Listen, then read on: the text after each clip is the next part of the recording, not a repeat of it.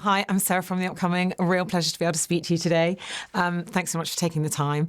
I love this show, and I feel like it's got so many of the hallmarks of a Guy Ritchie project in its wit, its swagger, its violence, its kind of chaotic energy. Have you always been a fan of his work? And what was so appealing to you about jumping on board with this particular project? I have always been a fan of Guy's work. Yeah, I've loved his movies.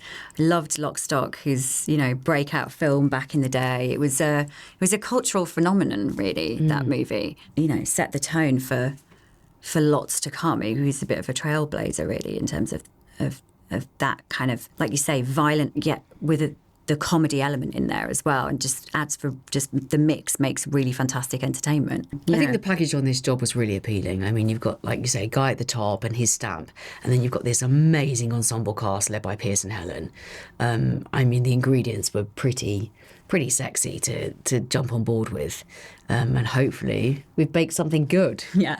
And it's got lots of classic elements of kind of one of these crime dramas, with the feuding families. But there's this fresh spin on it, I guess, because we're looking at things through the perspective of this fixer. And there's also this kind of Romeo and Juliet element, to the kids kind of crossing those family lines.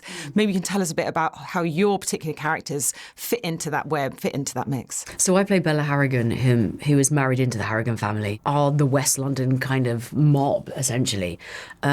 My son goes out on this first night of episode 1 and has an altercation, which lands him in a bit of trouble with the Stevensons, who are kind of the East London leaders. They live in those dark gangster worlds, and so there's a lot of rivalry. And then with this moment happening with then Tommy disappearing and my son being at the scene of that moment, God love Tom's character is always kind of thrown in to band-aid fix everything. I mean, he is a constant tornado just trying to put fires out left, right and centre, because the Harrigans are full of very egotistical, narcissistic, manipulative humans, monsters, possibly. So I play Jan de Souza. I play Harry de Souza's wife, played by our lead Tom Hardy. And I'd say Jan is the one person in Harry's life who can tell him how it is.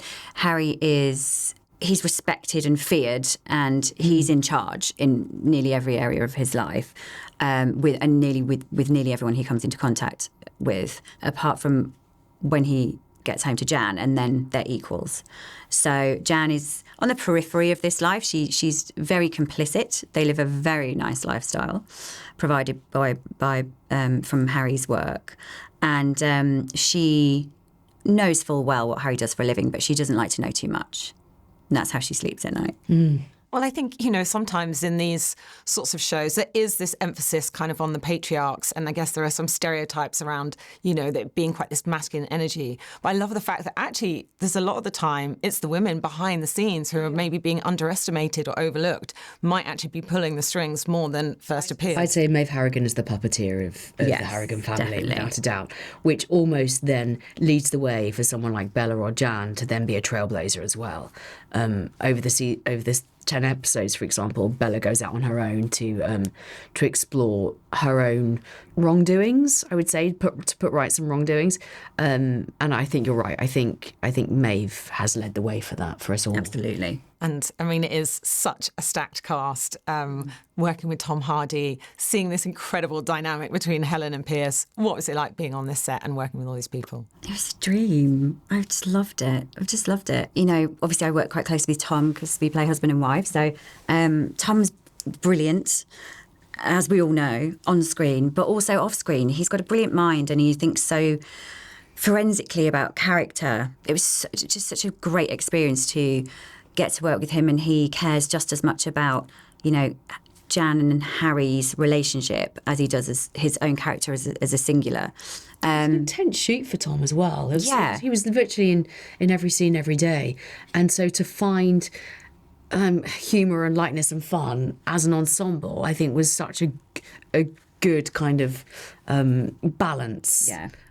For us all. And Tom he'll never let the ball drop. He'll never let anything slide if it's not working.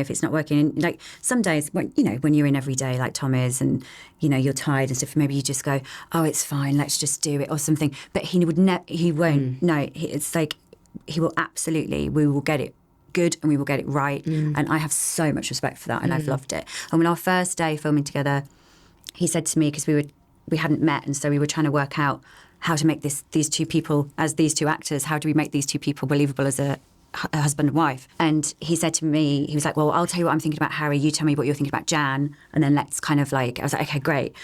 And then he said to me, he said, well, Harry's a powerful man, so the woman he's with is definitely needs to be more powerful than him. And I was like, yes. I just told very Like bad this. dad jokes. That's all I did. I'm like, Tom, do you want to hear my joke? That's how we connected.